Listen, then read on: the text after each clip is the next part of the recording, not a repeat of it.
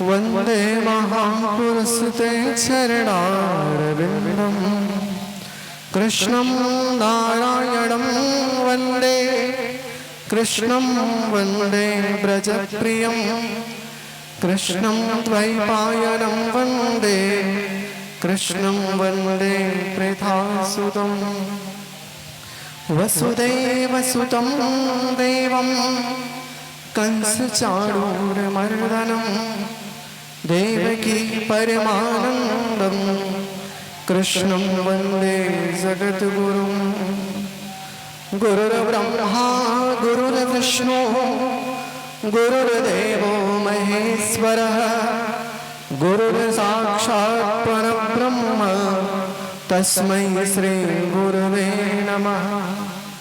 नारायणं नमस्कृत्य नरं चैव नरोत्तमं देवीं सरस्वतीं व्यासं ततो जयमुदीरये। जय जय श्री राधारमण जय जय नवल किशोर जय गोपीचित चोर प्रभु जय जय माखन चोर। बोले वृंदावन बिहारी लाल की जय। श्रीमद् भागवत महापुराण की जय। सुखदेव जी महाराज की जय। परीक्षित जी महाराज की जय।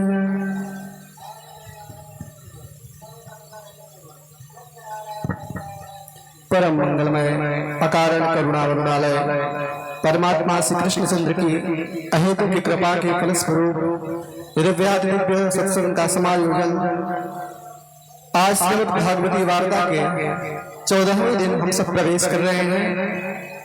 कल कथा का समापन होगा। तो आज कल हम चर्चा कर रहे थे, आज हम जहां तक हो सकेगा भगवान के विवाहों की चर्चा करेंगे। आप सब प्रेम पूर्वक श्रवण करिए। सुखदेव जी वर्णन करते हैं कि राजा कंस की दो पत्नियां थी, अस्ति और प्राप्ति। अस्ति प्राप्तिश्च कंसस्य महिष्यो भरतर्षभा मृते भरतरि दुःखार्ते ईयत स्म पितुर्निहा। तो कंस की दो पत्नियां हैं, अस्ति और प्राप्ति। जब कंस की मृत्यु हो जाती है तो दोनों पत्नियां बहुत रुदन करती हैं और उसके बाद अपने पिता जरासंध के यहाँ जाती हैं। जरासंध ने यह संकल्प किया कि मैं पूरे मथुरा मंडल को मिट्टी में मिला दूंगा और जब तक मथुरा मंडल को मिट्टी में नहीं मिलाऊंगा तब तक मैं चैन से नहीं बैठूंगा। तो जरासंध के आक्रमण मथुरा मंडल पर होने लगे। भगवान श्री कृष्ण बलराम ने युद्ध की भूमिका स्वीकार करते हुए दिव्य आयुध रथ सब आकाश से प्रकट हुए हैं और भगवान कृष्ण बलराम उस पर आरूढ़ हुए हैं। जरासंध ने 17 बार आक्रमण किया है मथुरा पर और भगवान ने 17 बार परास्त किया है। 18वीं बार जब काल यवन को लेकर आया तो भगवान ने मुचकुंद जी से भस्म करवाया, क्योंकि काल यवन के पास ये वरदान था उसको कि उसके सामने जो भी जाएगा उसकी आधी शक्ति उसमें समा जाएगी। तो भगवान रणछोड़ बन करके भागे और मुचकुंद जी से उसे भस्म करवाया है। और उसके बाद श्रीहरि प्रवर्षण पर्वत पर चढ़ गए, गिरिनार पर। उसमें भी जरासंध ने आग लगवा दिया कि किसी प्रकार से ये बचे नहीं। तो भगवान श्रीहरि वहां से फिर गिरिनार से फिर सुंदर द्वारिका का निर्माण करते हैं और द्वारिका में आकर के भगवान द्वारिकाधीश के रूप में अवस्थित होते हैं। पहले दाऊ जी महाराज का विवाह हुआ और उसके बाद भगवान के विवाहों की चर्चा। कहते हैं विदर्भ देश में महाराष्ट्र में एक क्षेत्र है विदर्भ, अमरावती का जो एरिया है वही है विदर्भ क्षेत्र। तो वहां के जो राजा हैं वो हैं महाराज भीष्म, परीक्षित ने प्रश्न किया कि मैंने सुना है कि राक्षस विधि से भगवान हरण करके ले आए थे और विवाह किए थे, उन प्रसंगों को आप हमें सुनाइए। सुखदेव जी कहते हैं कि राजन राजासित भीष्मको नाम विदर्भाधिपतिर्महा तस्य पंचा भवन पुत्राः कन्यैकौ च वरानना। कहते हैं भीष्मक नाम के एक राजा हैं विदर्भ देश के, और उनके 5 पुत्र हैं, रुक्मी, रुक्मरथ, रुक्मबाहु, रुक्मकेशी और रुक्ममाली, और एक लक्ष्मी स्वरूपा कन्या है, उनका नाम है रुक्मिणी। देखिए, मैं निवेदन करूं, लक्ष्मी कभी भी गर्भ से प्रकट नहीं होती। उनके यहाँ 5 पुत्र तो थे लेकिन कोई कन्या नहीं थी, तो सरोवर में उन्होंने उनको प्राप्त किया था, भगवती रुक्मिणी को। एक दिन स्नान करने गए तो वहां पर उनको प्राप्त किया था। महाराज भीष्म धर्मप्रिय राजा हैं, पर बेटा कंस की तरह हो गया रुक्मी, जो बड़ा बेटा था। रुक्मी बचपन से ही श्री कृष्ण से चिढ़ता था, और बिना कारण के। समाज में, संसार में कुछ लोग ऐसे होते हैं, आप भले ही कितना सही रहिए, वो आपसे चिढ़ेंगे। अकारण द्वेष करता था जन्म से ही रुक्मी। देखिए, मैं निवेदन करूं, जब से ये सृष्टि बनी है तब से ज्ञान और अज्ञान साथ साथ चल रहे हैं, और जब तक ये सृष्टि रहेगी तब तक चलेंगे। ब्रह्मा, देखिए, पहले भगवान नारायण ने ब्रह्मा जी को ज्ञान का उपदेश दिया। उसके बाद ब्रह्मा जी की जो सबसे पहली सृष्टि है वो अज्ञान की सृष्टि है। ब्रह्मा जी की पहली सृष्टि जो है अविद्या, अस्मिता, राग, द्वेष, अभिनिवेश, सबसे पहले ब्रह्मा जी ने इनकी सृष्टि की। तो कहने का अभिप्राय यह है कि समझदारी और नासमझी, जब से ये सृष्टि बनी है तब से चल रहे हैं, और जब तक ये सृष्टि रहेगी तब तक चलेंगे। अब आप ये नहीं सोच सकते कि नहीं भैया सब सही ही लोग होंगे। भैया, जब से सृष्टि बनी है तब से ये चल रहे हैं।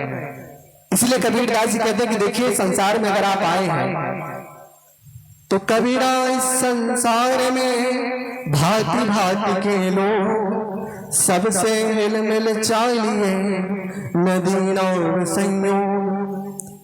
अब संसार में आए तो हर प्रकार के लोग मिलेंगे, पर भक्त का लक्षण ये है कि हम उनसे उलझे नहीं।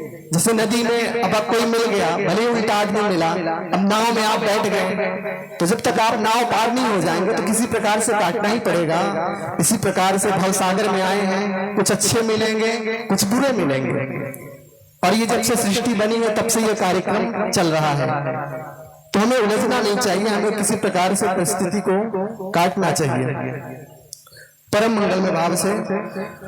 तो इस प्रकार से रुक्मी बचपन से ही श्री कृष्ण से चिढ़ता था, और अपनी चिढ़ को यहां तक ले गया कि मैं अपनी बहन का विवाह ऐसे व्यक्ति के साथ करूंगा जो श्री कृष्ण का पक्का द्वेषी हो। लड़के में केवल एक ही क्वालिफिकेशन देखनी है, क्या? बोले श्री कृष्ण का दुश्मन हो, और लड़के में कुछ हो चाहे ना हो, लेकिन ये परम योग्यता होनी चाहिए। महाराज भीष्म अपनी कन्या का विवाह द्वारिकाधीश से करना चाहते थे, लेकिन रुक्मी अपने द्वेष को यहां तक ले गया, वर ऐसा ढूंढा शिशुपाल को। शिशुपाल भी बचपन से श्री कृष्ण से चिढ़ता था, तो उसने शिशुपाल के साथ विवाह निश्चित किया रुक्मिणी का। तो दोनों मिल गए, चोर चोर मौसेरे भाई। तो शिशुपाल से उसने विवाह पक्का कर दिया। महाराज भीष्म चाहते तो नहीं थे, पर बड़ा बेटा है, अगर कुछ करेंगे तो ठीक नहीं। अब जब माता पिता ही विरोध नहीं कर पा रहे हैं तो रुक्मिणी जी क्या करें? तो रुक्मिणी जी, जैसे ही रुक्मिणी जी सुनती हैं कि बारात आ गई है, शिशुपाल लेके आ गया है, तो रुक्मिणी जी जाती हैं अपने पिताजी के पास, भीष्म जी के पास, और कहती हैं कि पिताजी, मैं बचपन से ही कृष्ण चर्चा सुन करके मेरा अनुराग केवल उन्हीं के चरणों में है, और मैंने अपने जीवन में श्री कृष्ण की सेवा का ही लक्ष्य बनाया है। मेरा विवाह मेरी रुचि के विरुद्ध हो रहा है, इसलिए आप कुछ करिए। भीष्म जी बोले, बिटिया, अगर मैं कुछ भी करूंगा तो रुक्मी बहुत दुष्ट है। जैसे कंस ने उग्रसेन को जेल में डाल दिया कि नहीं डाला, इसी प्रकार से अगर मैं कुछ बोलूंगा तो मेरी वजह से जो कुछ राज्य में धर्म हो रहा है वो भी बंद हो जाएगा, और ये इतना दुष्ट है कि मुझे कारागार में डाल देगा कंस की तरह। लेकिन बिटिया मैं कुछ नहीं कर सकता, लेकिन हाँ मैं तुझे आशीर्वाद देता हूं, मैं विरोध नहीं करूंगा। तुझे जिस प्रकार से गोविंद को प्राप्त करना है तू प्राप्त कर ले, मैं आशीर्वाद देता हूं, मैं तेरा विरोध नहीं करूंगा, मैं तेरा समर्थन करता हूं। इस प्रकार से महाराज रुक्मिणी जी ने एक ब्राह्मण देवता को बुलाया है। संसार में किसी को पत्र भेजना हो तो किसके माध्यम से भेजते हैं? डाकिया के माध्यम से। और अगर गोविंद के पास कोई पत्र भेजना हो तो उसके माध्यम कौन होते हैं? गुरु। तो अपने गुरुदेव को बुलाया, एक सुंदर पत्र दिया है, बोले शीघ्र गोविंद के पास पहुंचा दीजिए। 7 श्लोकों का बड़ा सुंदर पत्र। ब्राह्मण देवता जाते हैं, पूरी सभा सजी हुई थी। भगवान श्री कृष्ण ने आगे बढ़कर स्वागत किया है। बोले ब्राह्मण देवता आइए, आप जैसे सब तपस्वी ब्राह्मण जहां पर रहते हैं वो राज्य समृद्ध रहता है। भगवान पहचानते थे। बोले बताइए कैसे आना हुआ, कोई समस्या, कोई दिक्कत? ब्राह्मण देवता बोले प्रभु मुझे तो कोई कष्ट नहीं है, लेकिन मैं किसी के कष्ट के निवारण के लिए आया हूं। भगवान बोले बताओ कौन सा कष्ट, कहां? ब्राह्मण देवता बोले यहाँ भरी सभा में नहीं बता सकता, आपको एकांत में बताऊंगा। तो भगवान हाथ पकड़ के ले जाते हैं अंतःपुर में, और ब्राह्मण देवता को भगवान ने सुंदर जलपान कराया। उसके बाद जब ब्राह्मण एकदम शांत हो गए तब कहा ब्राह्मण देवता बताइए। ब्राह्मण देवता ने पत्र निकाल के दिया। बोले प्रभु इस पत्र को पढ़िए।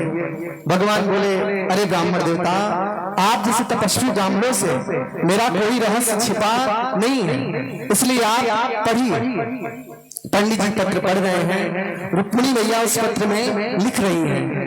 रुक्मिणी मैया लिखती हैं श्रुत्वा गुणान् भुवन सुंदर शृण्वतां ते निर्विश्य कर्ण विवरै हरतुंगतापम् रूपं दृशां दृश्मताम् अखिलार्थलाभम् त्वय्यच्युतां विशत चित्तम पत्रपं मे।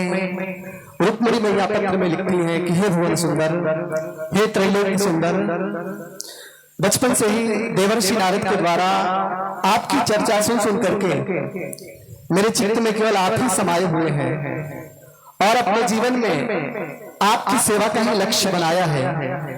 मेरा विवाह मेरी रुचि के विरुद्ध हो रहा है। हे गोविंद, हमारे और आपके बीच में केवल अग्निकुंड ही नहीं जली, लेकिन प्रेमाग्नि की हमने न जाने कितनी परिक्रमाएं लगा ली हैं।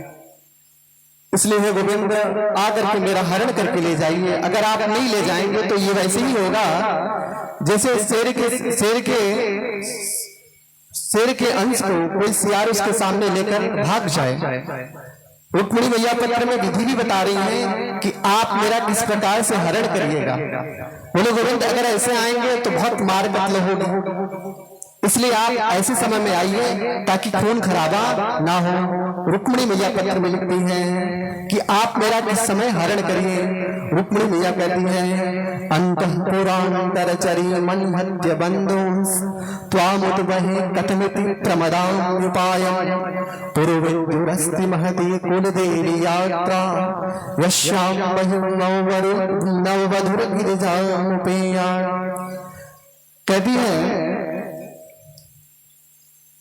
कि हे प्रभु, यदि आप कहें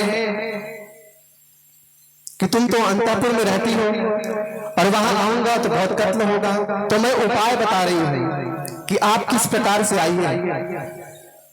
कहती है कि प्रभु विवाह के एक दिन पहले हमारे यहाँ कुल देवी की विशाल यात्रा होती है, तो हे गोविंद आप उसी समय आ जाइएगा। हरण का वो सर्वोत्तम समय है, क्योंकि वहां इतनी भीड़ नहीं होगी, और उमा पूजन के लिए तो जाना ही है।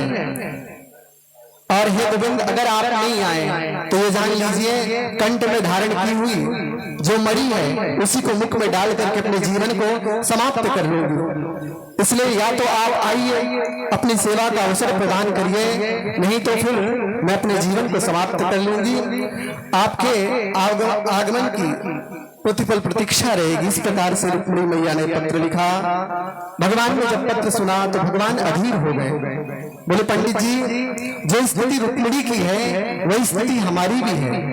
भगवान कहते हैं तथा हमपि तच्चित्तो निद्रां च न लभे निशि वेदाहं रुक्मिणा द्वेषां मम बाहु निवारितः। भगवान कहते हैं निद्राम च न लभे निशि, मुझे भी नींद नहीं आ रही है, क्योंकि भगवान का एक नियम है। क्या? ये यथा माम प्रपद्यन्ते तांस तथैव भजाम्यहम्।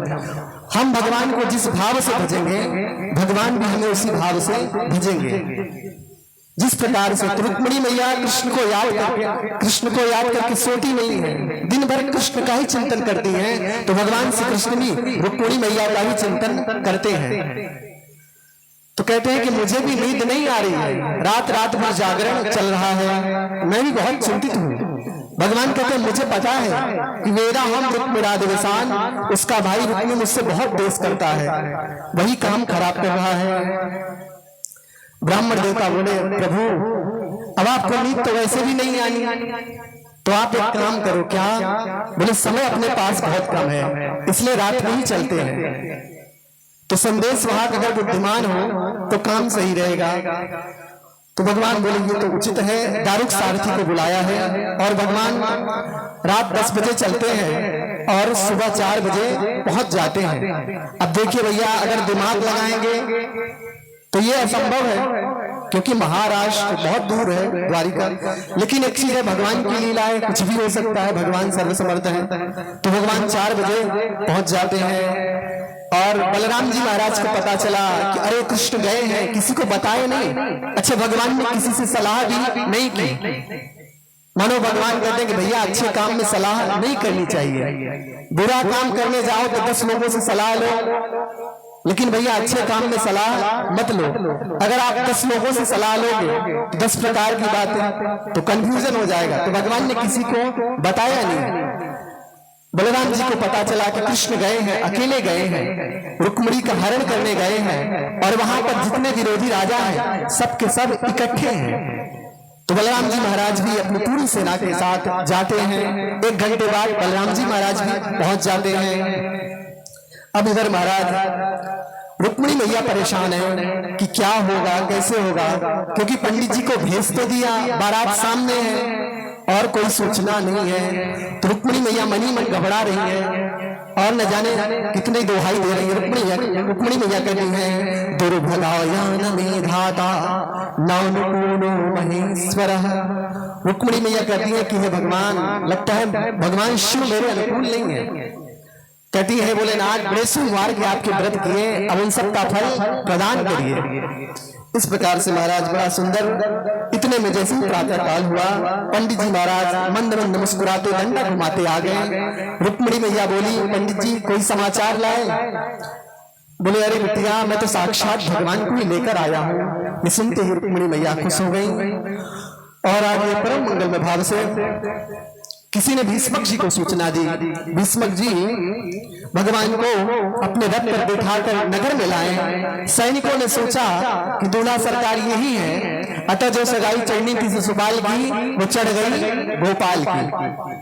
अब महाराज जासूस लगाए थे शिशुपाल ने, तो जासूस जाते हैं और पूछते हैं कृष्ण बलराम से कि आप लोग कैसे आए हैं, और भगवान जवाब देने में बड़े माहिर हैं। भगवान कहते हैं कि हम तो देखने आए हैं कि इतना बड़ा विवाह समारोह होने जा रहा है, तो मैं तो देखूंगा कि कैसे होता है, हमने कभी देखा नहीं है। तो सेवकों ने जाकर शिशुपाल को बताई पूरी बात। शिशुपाल बोला अरे वो गवार वाला भला क्या कर लेगा, मित्र उसका जरासंध था। जरासंध ने कहा मित्र उसे हल्के में ना लो, अरे उसने 17 बार मुझे हराया है, इसलिए तुरंत सैनिकों को गिरिजा मंदिर भेजो, क्योंकि रुक्मिणी वहां जाने वाली है। रुक्मिणी मैया अपनी सखियों के साथ गिरिजा पूजन के लिए जाती हैं और माँ गिरिजा से प्रार्थना करती हैं, नमस्ते त्वाम्बिके भीक्ष्णं स्वसन्तां युतां शिवां भूयात्पतिर्न भगवान कृष्णस्तदनुमोदतां। रुक्मिणी मैया प्रार्थना करती है कि हे गौरी माँ, भगवान श्री कृष्ण ही हमें पति के रूप में प्राप्त हो, आप ही वरदान हमें प्रदान करिए। इतने में महाराज एक पुष्प गिरता है। रुक्मिणी माँ के वाम अंग फड़कने लगे, उनके बाएं नेत्र फड़कने लगते हैं, तो ये संकेत है कि उनका काम सिद्ध होगा। इन संकेतों को रुक्मिणी मैया जब पाई तो गदगद हो गई परम मंगलमय भाव से।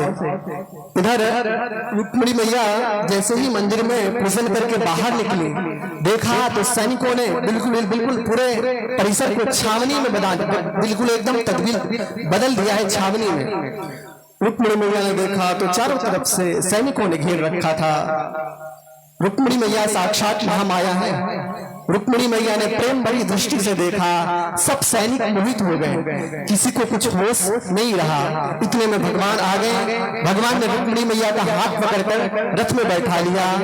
किसी को कुछ होश नहीं है। जब भगवान रथ लेकर चले, कुछ दूर पहुंच गए, तब एक सैनिक बोला कि हम लोग क्यों खड़े थे। रुक्मिणी की जो सहेलियां थी उन्होंने बोली, अरे बाबरे, आप लोग रुक्मिणी की सुरक्षा में खड़े थे। बोले तो रुक्मिणी कहाँ है? बोले अरे वो तो गई। तब तो महाराज सैनिकों को होश आया। सारे सैनिकों ने भगवान का पीछा किया, भगवान को दौड़ाया। भगवान परम मंगलमय भाव से भगवान उनसे युद्ध करते हैं। भगवान जैसे ही युद्ध करने को आतुर हुए, उतने में ही दाऊ जी महाराज पूरी नारायणी सेना लेकर आ गए और दाऊ भैया ने हलमूसल से वो धमका कि सारे सैनिक भाग गए। इस प्रकार से इधर महाराज सारे सैनिकों को पीट के भगा दिया दाऊ भैया ने। सैनिकों ने जाकर शिशुपाल को पूरी बात बताई। अब तो शिशुपाल बिल्कुल दुखी हो गया। शिशुपाल इस प्रकार से परेशान है, हृतदारा इवा तुरम, उसे ऐसा लग रहा था कि उसकी सचमुच पत्नी कोई उठा ले गया। शिशुपाल बैठा रो रहा था। उसका मित्र जरासंध आता है, समझाता है, बोला मित्र चिंता ना करो। अरे 17 बार कृष्ण ने मुझे हराया, लेकिन मैंने हिम्मत नहीं हारी, तो 18वीं बार हमारी विजय हुई। इसलिए तुम अब देखो, अब कुछ नहीं हो सकता, अब तो लेके चला गया, इसलिए अब तुम प्रतीक्षा करो, अपना भी समय आएगा। अब आप लोग कल्पना करिए, दूल्हा मोर मुकुट लगा के बैठा कि हाँ मेरा विवाह होने वाला है, दुल्हन को लेके कोई भाग गया।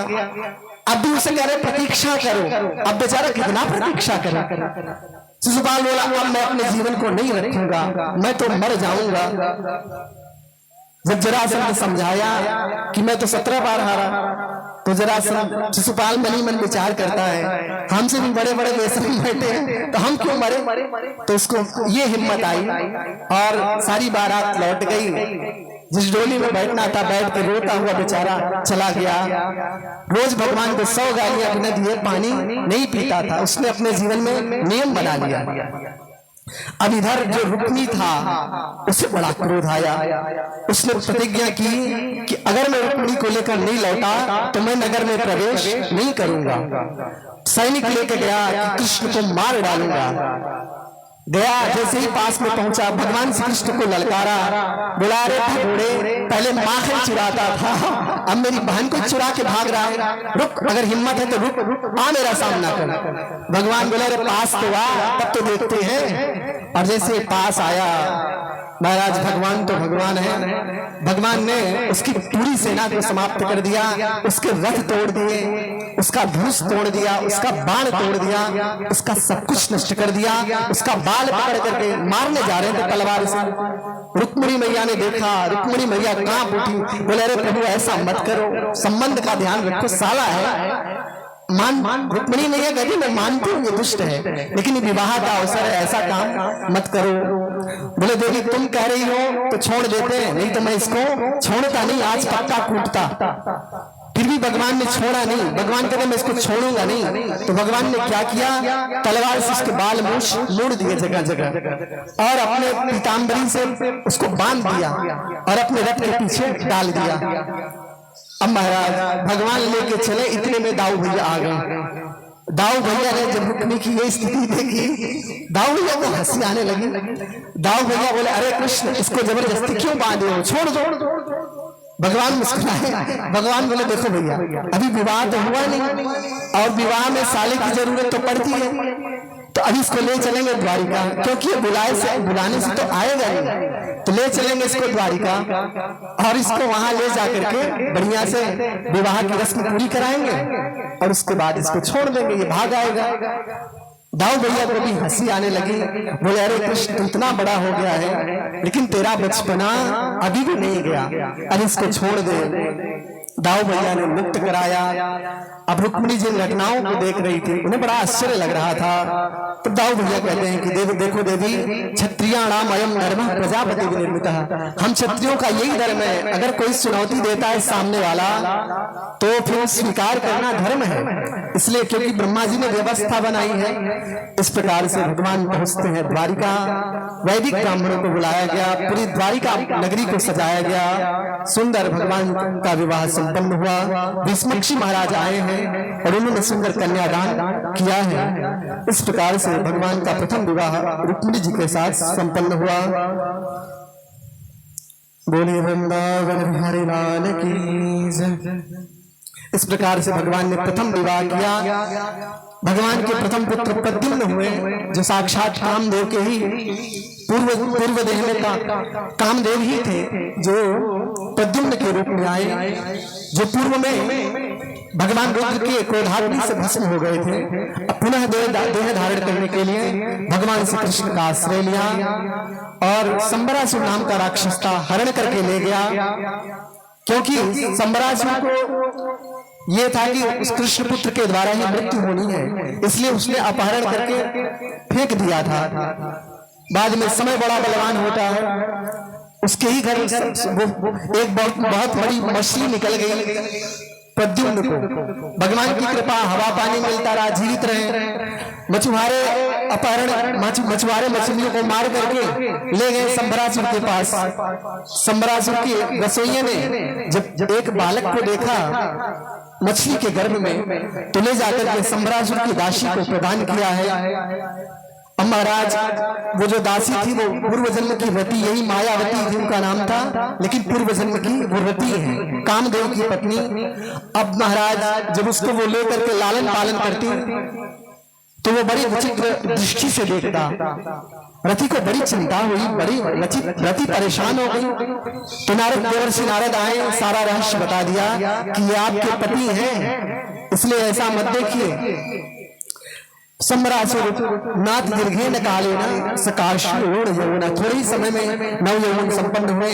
रति ने सारे रहस्य को समझाया है और महाराज जाकर के संबरासुर के सामने प्रद्युम्न ललकारते हैं और संबरासुर का वध करके पत्नी के सहित द्वारिका वो लौट आए।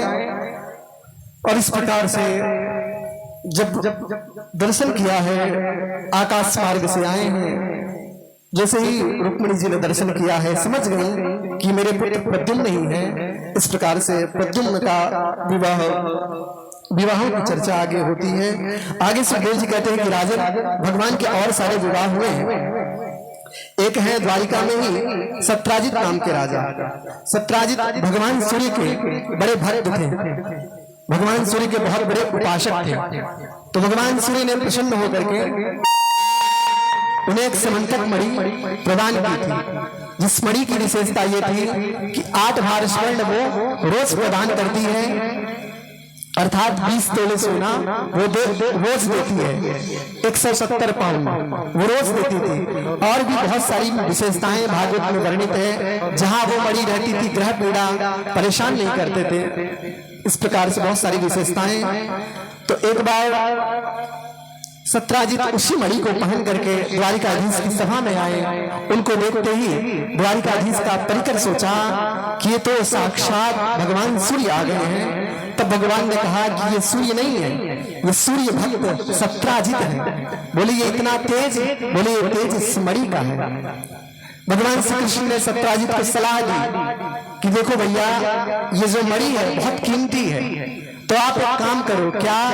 बोले इस मणि को द्वारिका में रख दो, हम इसकी सुरक्षा करेंगे और जिससे 20 तोले स्वर्ण होता है वो आप ले जाइएगा, इससे आप भी सुरक्षित रहेंगे। भगवान ने ये सलाह दी। देखिए, भगवान का एक काम है, क्या? भगवान सलाह देते हैं। शास्त्रों का एक काम है कि शास्त्र सलाह देते हैं। अब भैया मानो तो तुम्हारा भला, न मानो तो कोई जबरदस्ती नहीं है। ठाकुर जी ने सलाह दी कि आप ऐसा करो, अब ना मानो तो भगवान क्या करे इसमें?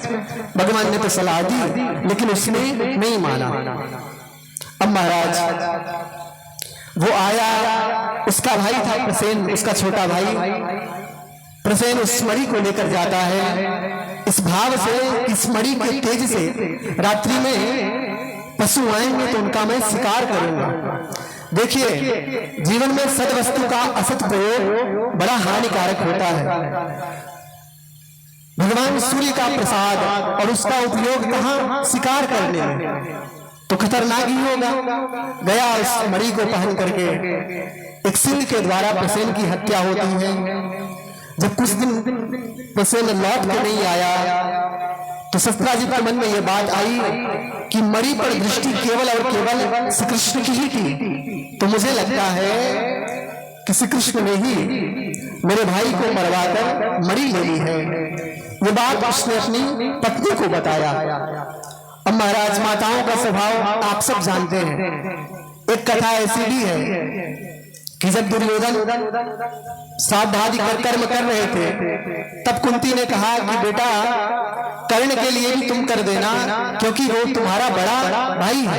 एक कथा ये भी है। तो दुर्योधन के अश्रु निकल पड़े, बोले अरे माँ, अगर तू पहले बता देती तो महाभारत युद्ध ही ना होता। इसलिए युधिष्ठिर कहते हैं कि कुंती माँ को श्राप देते हैं कि बोले मैं श्राप देता हूँ कि आज के बाद माताओं को कोई बात पचेगी नहीं। तो उनका श्राप था।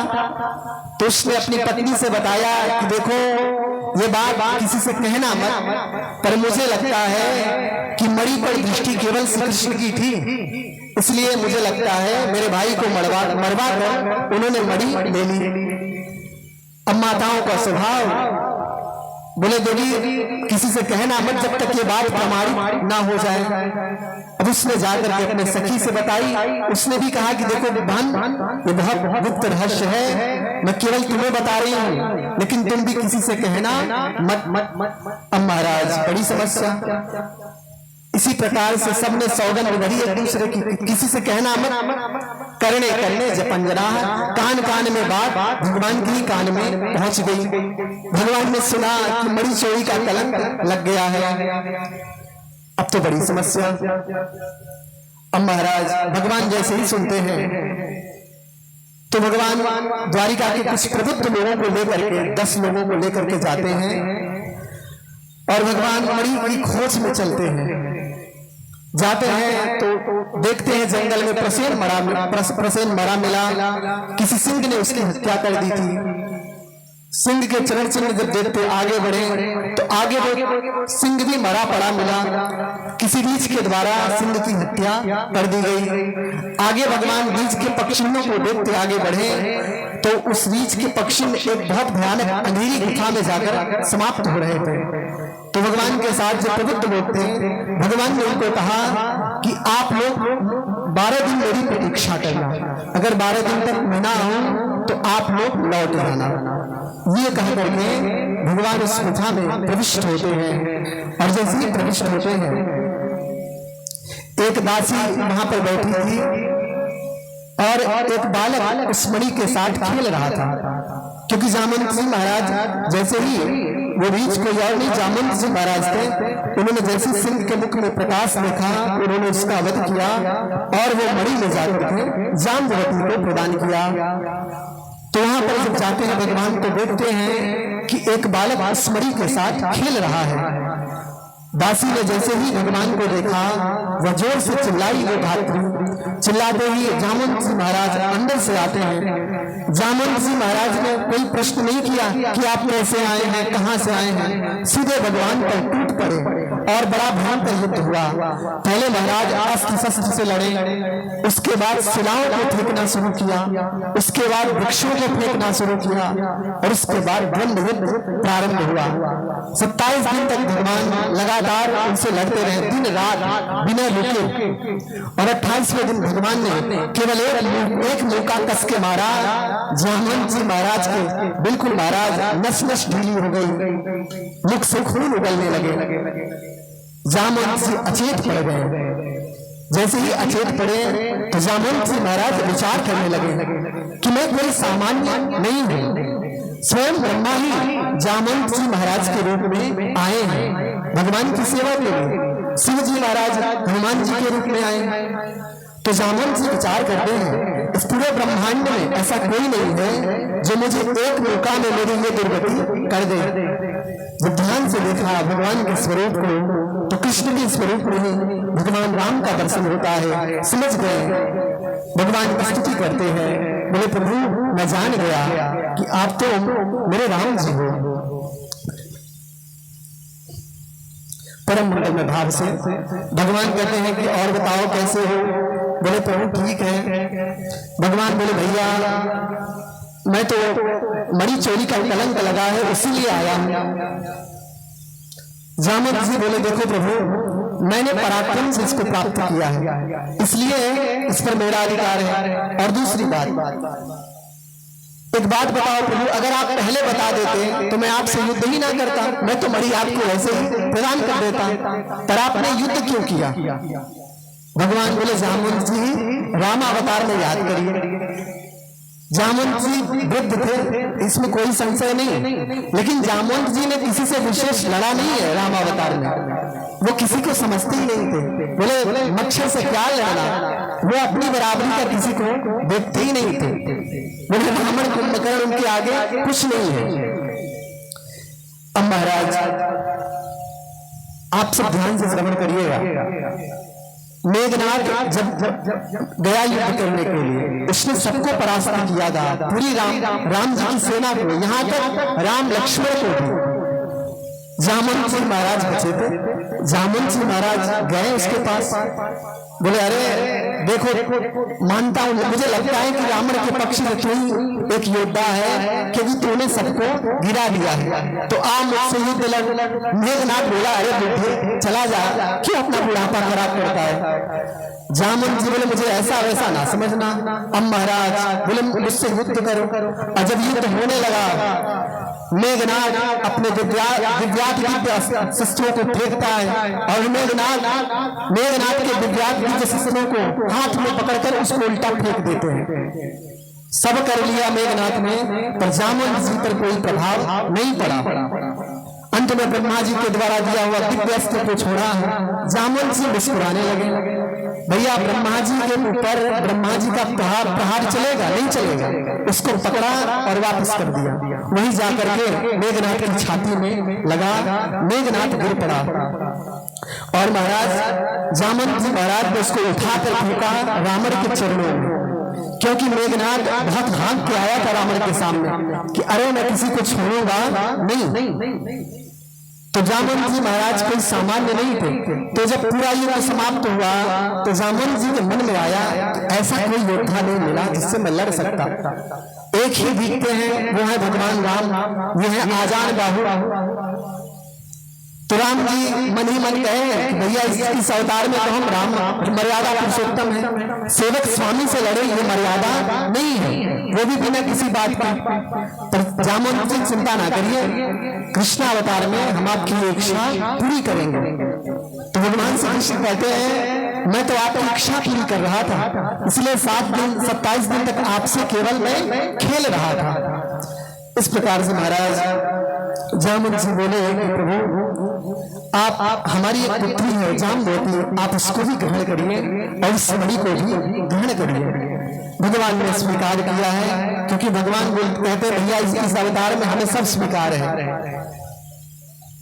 तो परम मंगल में भाव से श्री कृष्ण मणि लेने गए थे, सिमंतक मणि गए थे एक मणि लेने, लेकिन दो मणि लेके आए।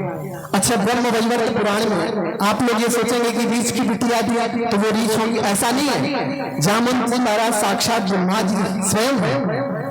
और ये जामवती कौन है? बोले ये ब्रह्म लक्ष्मी है।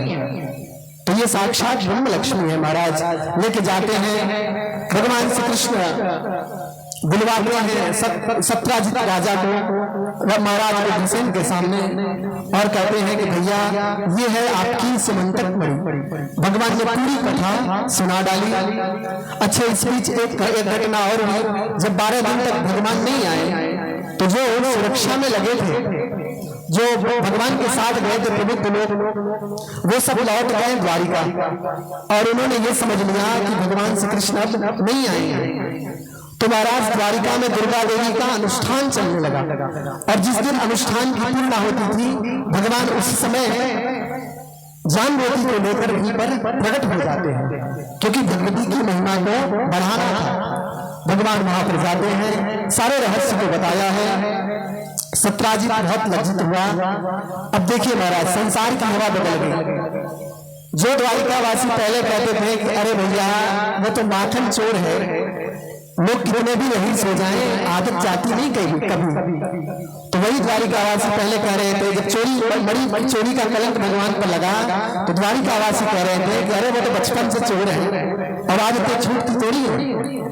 अब महाराज जैसे ही भगवान ने मणि दिया, सारा कलंक दूर हो गया। अब संसार की हवा बदल गई।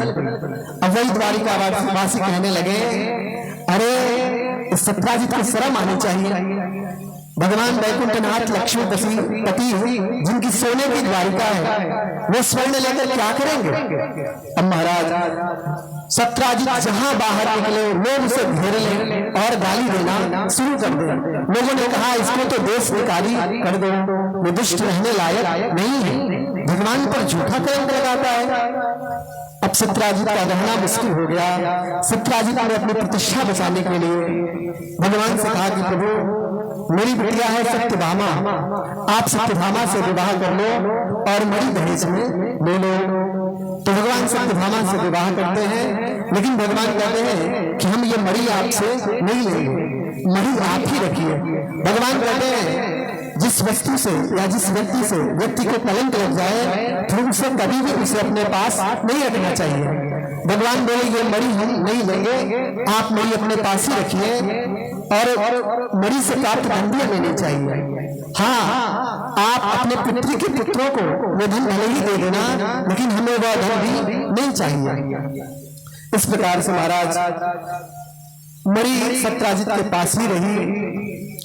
अच्छा, मणि की कथा यही पूरी नहीं हुई, बहुत लंबी कथा है मणि की। अब महाराज तीन लोग, कौन कौन, सतधनवा, कृतवर्मा, अक्रूर जी बातचीत कर रहे थे आपस में। सतधनवा तीसरा आकर शामिल हो गया। भैया जब दो लोग आपस में बात कर रहे हो तो तीसरे को नहीं बोलना चाहिए। तीसरा सतधनवा आकर शामिल हो गया। अक्रूर जी कह रहे थे कृतवर्मा से कि देखो कृतवर्मा, ये सत्राजित पहले कहता था कि मैं अपनी बेटी सत्यभामा का विवाह किसी यदुवंशी वीर से करूंगा और सबसे पूछ के करूंगा, लेकिन अपनी बिटिया का विवाह भगवान श्री कृष्ण से किया, ठीक किया, लेकिन इसने किसी से पूछा नहीं। न तो ये अपनी पुत्री हमें दिया न किसी और को दिया, इसने सलाह नहीं ली, इसने समाज का तिरस्कार किया है। अब महाराज ये बात तो जैसे ही सतधनवा सुना, सतधनवा बोला इसको, इस दुष्ट को जीवित नहीं रहना चाहिए। अब महाराज किसी को भरोसा नहीं था कि सतधनवा सत्राजित की हत्या कर देगा, लेकिन रात्रि के अंधकार में सतधनवा जाता है और सत्राजित की हत्या करके मणि लेकर वहां से भागता है। अब मणि लेके भाग तो गया, लेकिन फिर सोचा कि भगवान श्री कृष्ण में छोड़ेंगे नहीं। अक्रूर जी महाराज के पास आया, बोला अब मैं क्या करूं। अक्रूर जी बोले देखो भैया इसमें मैं कुछ नहीं कर सकता। अरे तुमसे किसने कहा था कि जाकर सत्राजित की हत्या कर दो।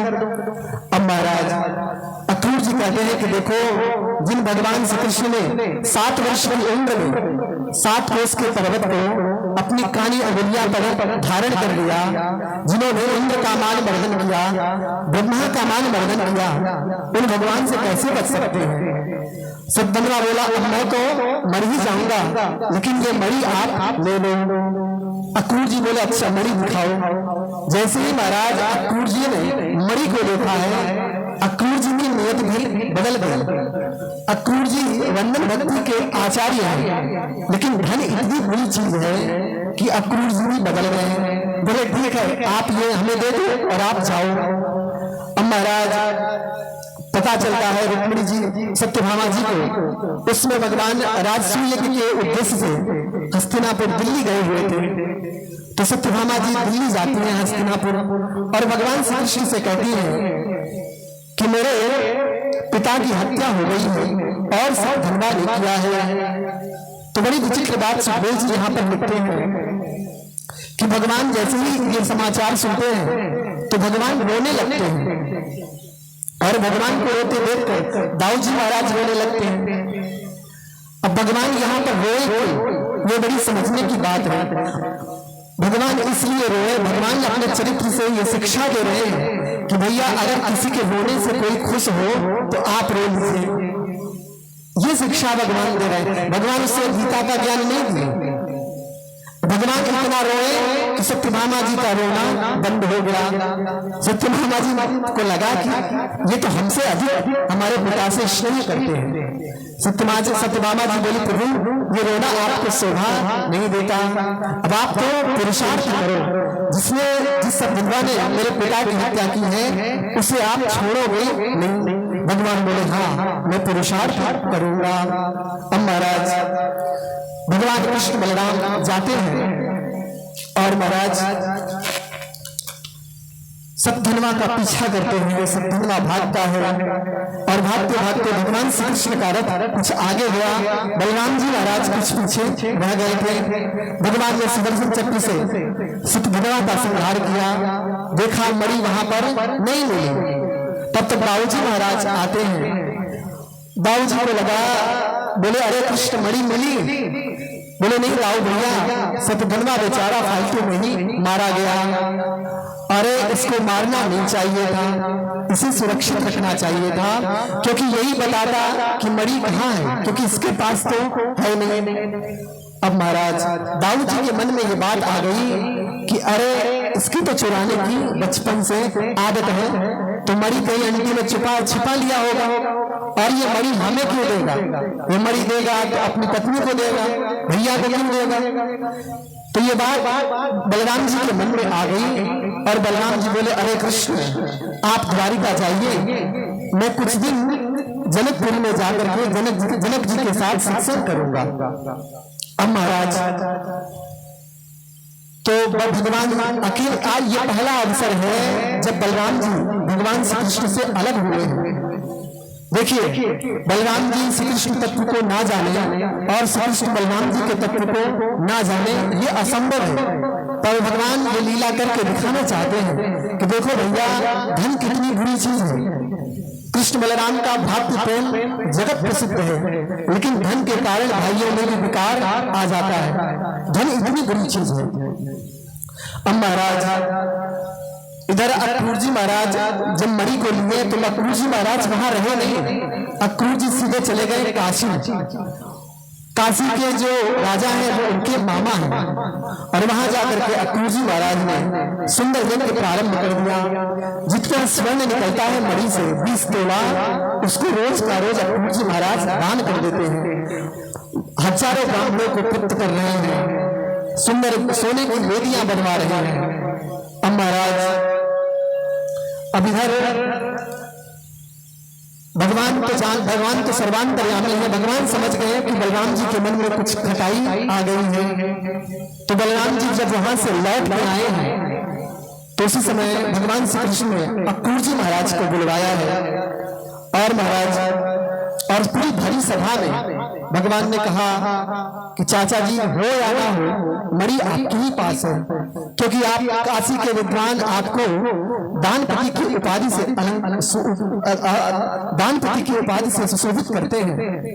आप हजारों ब्राह्मणों को तृप्त कर रहे हैं, इतने बड़े बड़े यज्ञ कर रहे हैं, तो निश्चित रूप से बिना मणि के आप नहीं कर सकते। और भगवान दाऊ जी सामने थे तो भगवान कहते हैं कि देखो चाचा जी, इस मणि के कारण ही आज दाऊ जी के मन में भी खटाई आ गई है। इनको लग रहा है कि मणि मेरे पास है और मणि शुरू से लेकर अंत तक मेरे पास कहीं से कहीं तक नहीं है। अब महाराज अक्रूर जी सिर नीचे किए कहते हैं कि मणि मेरे पास ही है और प्रभु ये आप मणि ले लीजिए। अक्रूर जी को बड़ा अब पश्चाताप हुआ कि मैं भगवान का भक्त होकर के धन का इतना बड़ा लोभी बन गया।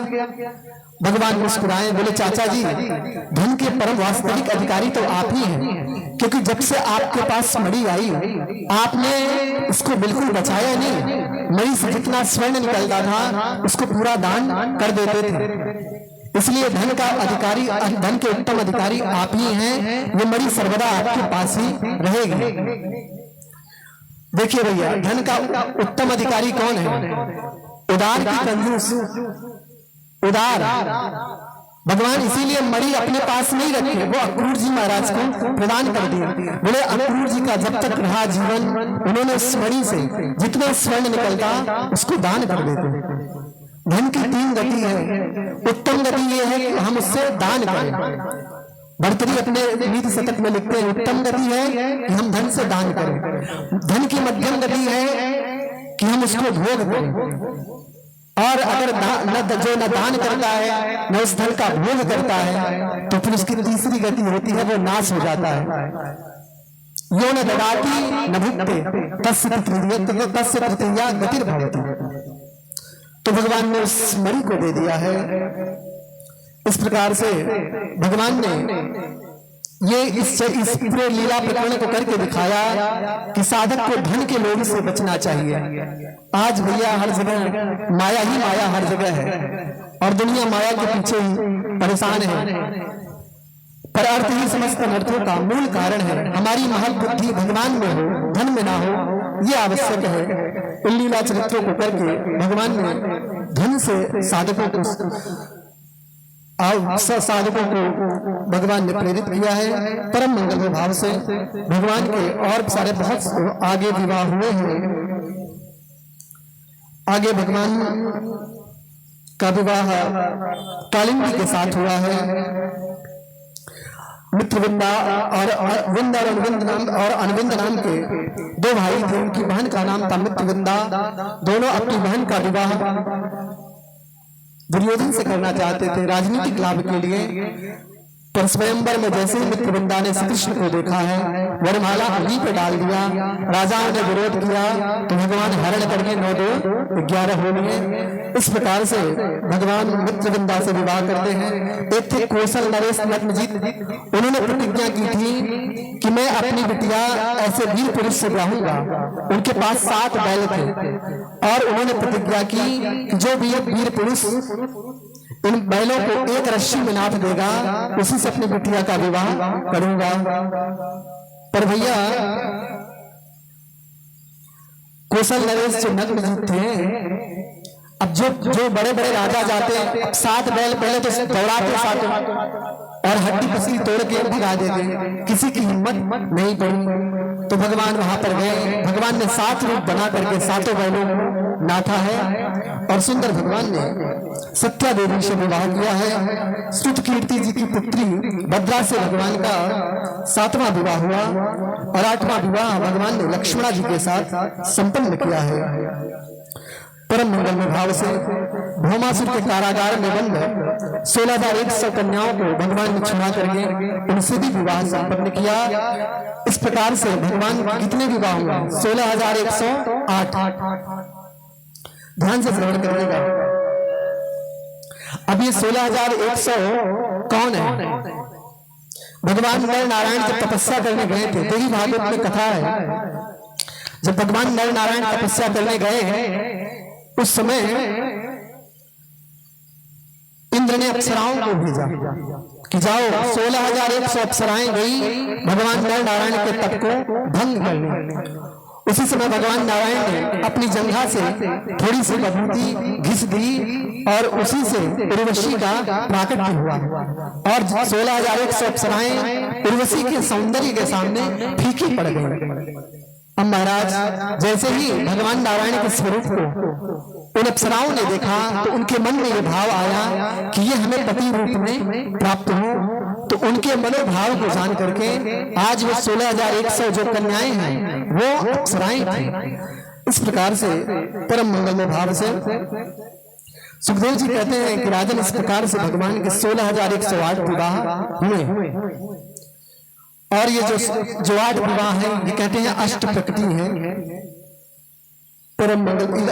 आगे मैं निवेदन करूं, परीक्षित प्रश्न करते हैं कि महाराज क्या भगवान को एक ही काम था कि रोज विवाह करते थे, इतने विवाह हुए कैसे?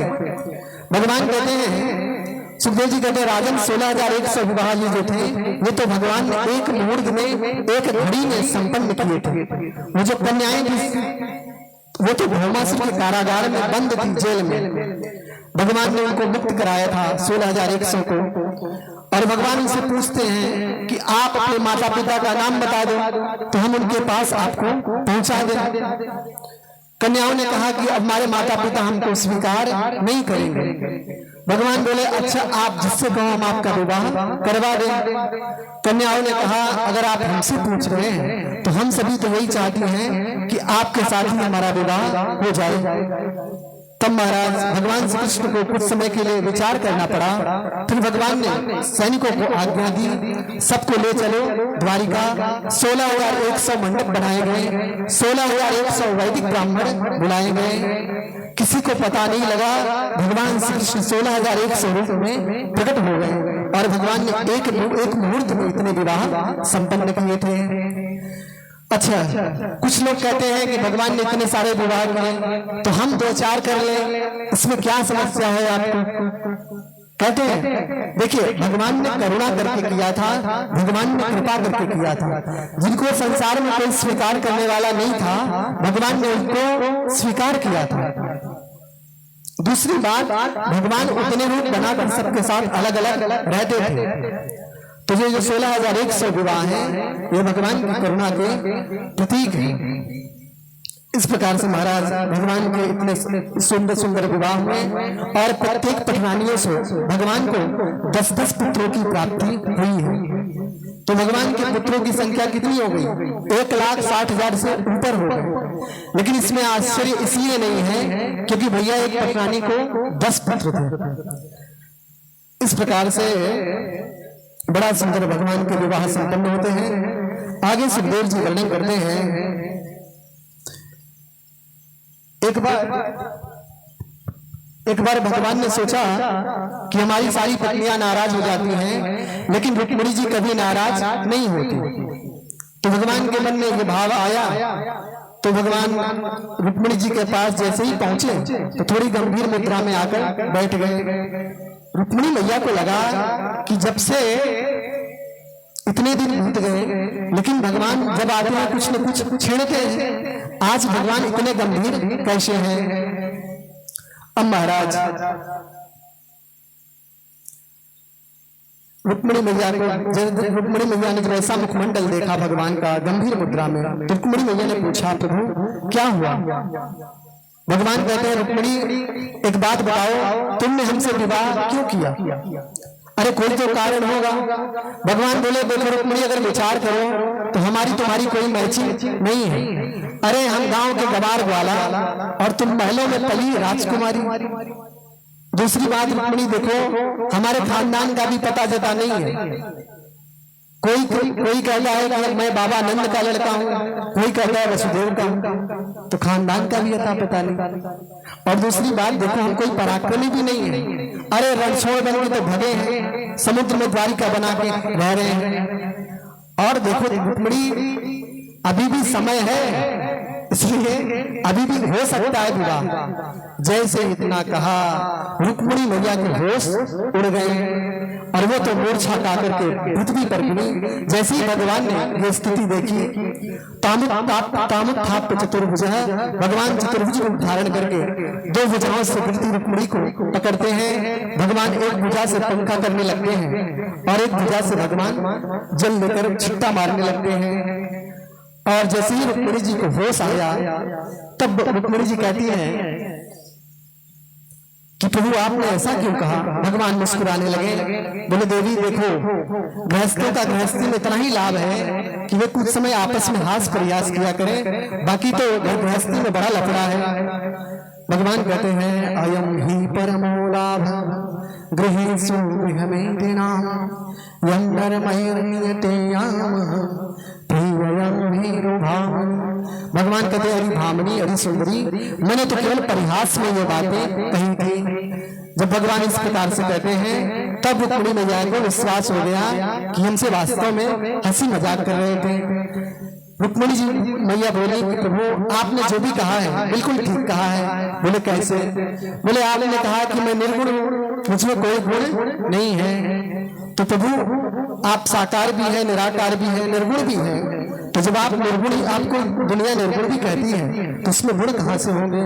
और दूसरी बात कि आपने कहा कि हमारे माता पिता का पता नहीं है, तो प्रभु संसार के माता पिता तो आप ही हो, तो आपका माता पिता कौन होगा? और तीसरी बात आपने कहा कि मैं रणछोड़ हूं, तो ये भी बात आपकी बिल्कुल सही है। जिन भक्तों का हृदय सागर बिल्कुल पवित्र हो जाता है वहीं आप द्वारिका बना करके सुंदर निवास करते हैं। इस प्रकार से भगवान के प्रश्नों का उत्तर इतना अच्छी तरह से रुक्मिणी जी ने दिया। रुक्मिणी जी कहती है कि गोविंद आपने ठीक कहा, मैं प्रकृतिबद्ध आत्मा हूँ और आप प्रकृति से परे परमात्मा है, हमारी आपकी कोई जोड़ नहीं है। इतना सुंदर उत्तर दिया कि भगवान खुश हो गए। बोले रुक्मिणी मुझे तो पता ही नहीं था कि तुम इतनी विदुषी हो, अगर मैंने ना छेड़ता तो मुझे पता न चलता। इस प्रकार से भगवान हास परिहास करते हैं। परम मंगलमय भाव से आगे विवाहों की चर्चा है। भगवान श्री कृष्ण के पुत्र हुए प्रद्युम्न, प्रद्युम्न के पुत्र हुए अनिरुद्ध, और अनिरुद्ध के 2 विवाह हुए। पहला विवाह हुआ रुक्मिणी की नातिन के साथ। रुक्मिणी जी से संबंध मजबूत करने के लिए रुक्मिणी अपनी नातिन का विवाह महाराज करता है अनिरुद्ध जी के साथ। और उसी विवाह समारोह में रुक्मिणी बलराम जी के साथ दूत क्रीड़ा खेलता है। बलराम जी बार बार रुक्मिणी को हरा देते हैं, लेकिन रुक्मिणी मानता नहीं। रुक्मिणी कहता मैं जीता। बलराम जी कहते देख अच्छा, आकाशवाणी तक ने बता दिया कि बलराम जी की विजय हुई है, लेकिन रुक्मिणी नहीं माना। बलराम जी को क्रोध आया, उठाया है मूसल ऐसा धुनता कि रुक्मिणी का प्राणांत हो गया। अब महाराज बड़ी समस्या, रुक्मिणी जी का भैया है रुक्मिणी, उनका सगा भाई है। तो सुखदेव जी कहते हैं कि इस घटना पर भगवान श्री कृष्ण कुछ नहीं बोले। क्यों?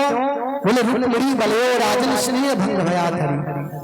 भगवान श्री कृष्ण अगर रुक्मिणी जी का पक्ष लेते तो बलराम जी नाराज हो जाते, और अगर बड़ी समस्या, इसलिए स्नेह भंग ना हो, इसलिए भगवान बोले ही नहीं। भगवान ये चरित्र करके मानो हम लोगों को कहना चाहते हैं कि भैया अगर ये स्थिति आवे तो मौन लेना ही सर्वोत्तम साधन है। क्योंकि अगर भगवान सही कहते तो देवी जी नाराज, गलत कहते तो बलराम जी नाराज। इस प्रकार से भगवान कुछ बोले ही नहीं। बोले किसी से व्यवहार मजबूत करना या कमजोर करना ठीक नहीं।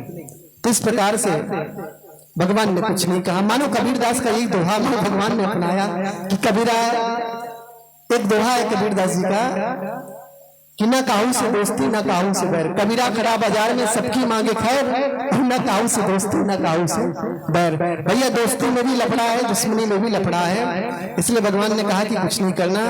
आगे बाणासुर की बेटी उषा का विवाह अनिरुद्ध जी के साथ दूसरा विवाह हुआ। बाणासुर भगवान शिव का परम भक्त था, तो बाणासुर की ओर से युद्ध करने स्वयं भगवान शिव आए। इधर से भगवान श्री कृष्ण भयंकर युद्ध हुआ दोनों में। पर बाणासुर भगवान शिव का भक्त था, पर भगवान कृष्ण को वो कुछ नहीं मानता था। भगवान शिव भगवान विष्णु की महिमा बढ़ाने के लिए वहां पर हार जाते हैं। ये दोनों ने माहेश्वर ज्वर का प्रयोग किया। वैष्णव ज्वर ने माहेश्वर ज्वर को परास्त किया है। और भगवान अंत में भगवान जब उसके मात्र 1000 उसके महाराज भुजाएं थी बाणासुर की, भगवान श्री कृष्ण ने सारी भुजाओं को काट डाला। जब 4 भुजा उसके शेष बचे तब भगवान शिव प्रकट होते हैं। बोले प्रभु इसके प्राणों को छोड़ दो। तो ये लीला करके भगवान शिव भगवान विष्णु की महिमा को बढ़ाते हैं। क्योंकि बाणासुर भगवान शिव को तो मानता था, भगवान कृष्ण को मानता ही नहीं था कि ये भगवान भी है। किस प्रकार से उन्होंने भक्ति उसके हृदय में संवर्धित की। वो समझ गया कि मेरे इष्ट हैं भगवान शिव, पर भगवान शिव के भी इष्ट हैं नारायण। इस बात को प्रतिपादित किया। इस प्रकार से लीलाएं करके आगे राजा मृग की कथा है। एक राजा थे मृग। एक बार भगवान अपने पुत्र पौत्रों के साथ जंगल में गए और बालक गेंद खेल रहे थे, गेंद कुआं में गई और कुआं में जैसे ही बालक देखते हैं बहुत बड़ा गिरगिट था। इतना बड़ा गिरगिट था, बालकों को बहुत आश्चर्य हुआ, क्योंकि गिरगिट छोटे छोटे होते हैं। गए भगवान को बताएं, भगवान जैसे ही जाकर के अपने कर कमलों का स्पर्श करते हैं, उसमें से उसका शरीर छूटा एक महापुरुष प्रकट होता है और भगवान से अपना परिचय देता है। कहता है, प्रभु मैं राजा मृग हूँ, मैंने जीवन में दान बहुत किया है। भगवान बोले, कितना दान किए हो? बोले, प्रभु जितना पृथ्वी में धूल के कण होते हैं उतनी गायों का दान मैंने ब्राह्मणों को किया है, लेकिन प्रभु गलती से मैंने एक ही गाय को तो ब्राह्मण को दान कर दिया था, उसी कारण मुझे गिरगिट बनना पड़ा। ये लीला करके भगवान अपने बालकों को समझाते हैं। राजा नृप तो प्रणाम करके गए, भगवान अपने बालकों से कहते हैं कि देखो, भगवान कहते हैं, ना हम हावड़ा मनम मन में विसंगस्य प्रतिक्रिया ब्रह्मत्वम ब्रह्मस्वम हृदि संप्रोक्तम नास्य प्रतिविधिर्भुवि। भगवान कहते हैं कि मैं हलाहल विष को विष नहीं मानता। क्यों? क्योंकि उसकी चिकित्सा है, वो ठीक हो सकता है, लेकिन ब्राह्मणों के धन का अपहरण कभी नहीं करना चाहिए, क्योंकि उसकी कोई चिकित्सा नहीं है। इसलिए भगवान अपने ब्राह्मणों से कहते, भगवान अपने बालकों को शिक्षा देते हैं कि ब्राह्मणों का सम्मान करो। भगवान समय समय पर अपने बालकों को शिक्षा भी देते हैं, क्योंकि आगे वो लीला घटित होने वाली है, संहार लीला। इस प्रकार से समझा के भगवान समझाते हैं। राजा मृग जैसे ही दान किए एक गाय को, महाराज वही गाय छूट करके उनके गौशाला में आके फिर से मिल गई। राजा मृग वही गाय दूसरे ब्राह्मण को दान दे दी। तो महाराज एक अपनी गाय, एक ब्राह्मण देवता अपनी गाय ढूंढ रहे थे, दूसरे दान लेके आ रहे थे, दोनों रास्ते में मिल गए। दोनों राजा के पास गए, राजा के पास इस प्रश्न का कोई उत्तर नहीं मिला, इसलिए उनको गिरगिट बनना पड़ा। भगवान कहते हैं कि ब्राह्मण का धन बहुत खतरनाक है, कुलम समूलम दहती ब्रह्मस्वारिणी पावक। भगवान कहते हैं, जहर को जो पिएगा केवल वही मरेगा, लेकिन ब्राह्मण के धन का जो अपहरण करेगा फिर कुल के समूल उसका विनाश हो जाता है। इस प्रकार भगवान सावधान करते हैं परम मंगलमय भाव से। एक बार दाऊ भैया ने कहा कि अरे कन्हैया, तेरा कभी वृंदावन चलने का मन नहीं करता? चल एक बार वृंदावन चलते हैं। भगवान बोले, दाऊ भैया हमें तो राज्य कार्य बहुत करने हैं, इसलिए आप जाकर घूम आइए। तो भगवान मिल गए, दाऊ जी जाते हैं वृंदावन। वृंदावन में दाऊ भैया का भव्य स्वागत हुआ। गर्मी बहुत पड़ रही थी, तो दाऊ भैया ने यमुना जी को आदेश दिया कि ये यमुने आकर के हमें स्नान कराओ। यमुना जी को बड़ा संकोच लगा कि कैसे आऊं, अरे कितने भी हैं तुम्हारे जेठ हैं। यमुना जी ने आज्ञा का निरादर किया। दाऊ भैया को बड़ी क्रोध लगी, हल मूसल से वो खींचा कि यमुना जी को 3 जगह से टेढ़ी कर दिया। यमुना तुरंत प्रकट होती है, बोले प्रभु चाहे जितना स्नान करो, लेकिन अब हमें बख्श दो। इस प्रकार से दाऊ जी के पराक्रम को यहाँ पर सुखदेव जी वर्णित करते हैं। आगे अच्छा, समाज में ऐसी मान्यता थी, भगवान श्री कृष्ण को कोई बहुत बड़ा वीर समाज में नहीं मानता था। लोग मानते थे कि दाऊ भैया बड़े पराक्रमी हैं। तो जैसे ही दाऊ भैया वृंदावन गए तो महाराज जो दुष्ट लोग थे उनके मन में खलबली मची। एक राजा था पौंड्रक। पौंड्रक ने अपने मित्र काशीराज से कहा कि मित्र क्या किया जाए जिससे लोग मानने लगे कि मैं ही भगवान हूं, क्योंकि उसे भगवान बनने का बड़ा बहुत शौक था। उसने नकली गरुड़ भी बना रखा था, नकली शंख भी, सब कुछ उसने नकली, 2 भुजा थी, 2 भुजा और उसने बना रखा था। तो महाराज पौंड्रक उसका मित्र उसको भड़काता है और भड़कावे में आकर के, उसका मित्र था काशीराज। काशीराज के भड़कावे में आकर के पौंड्रक एक पत्र भेजता है द्वारिका में। दूत पत्र को लेकर जाते हैं और जैसे ही उद्धव जी महाराज पत्र को पढ़ते हैं, उद्धव जी महाराज हंसने लगे। भगवान बोले, क्या बात है? बोले, प्रभु अब आप यहाँ मत रहिए, भाग जाइए। क्यों? बोले, दूसरे भगवान आ गए हैं और वो पत्र में लिख रहे हैं, मृगो नाम नरे वासुदेवं एक एवं चापरः भूतानाम् अनुकंपार्थम त्वं तु मिथ्याभिधाम त्यज। दूसरे भगवान आ गए हैं और वो पत्र में लिख रहे हैं कि मैं ही अकेला वासुदेव हूँ, तुम झूठ फूट का अपना नाम वासुदेव रखे हो, इसलिए द्वारिका छोड़कर भाग जाओ, नहीं तो ठीक नहीं होगा। भगवान जैसे ही पत्र पढ़े भगवान हंसने लगे। भगवान बोले जाओ बता दो नकली भगवान से कि हम उनसे मिलने आ रहे हैं। दूत जैसे ही जाकर बताया कि अरे वो तो आपसे मिलने आ रहे हैं। अब महाराज पौंड्रक घबरा गया, बोले अरे मैं तो सोचता था वो रण छोड़ है भाग जाएगा, लेकिन वो तो मिलने आ रहा है। अपने मित्र काशीराज से कहा मित्र बताओ क्या करूं। बोला चिंता न करो, आएंगे तो निपट लेंगे दो दो हाथ।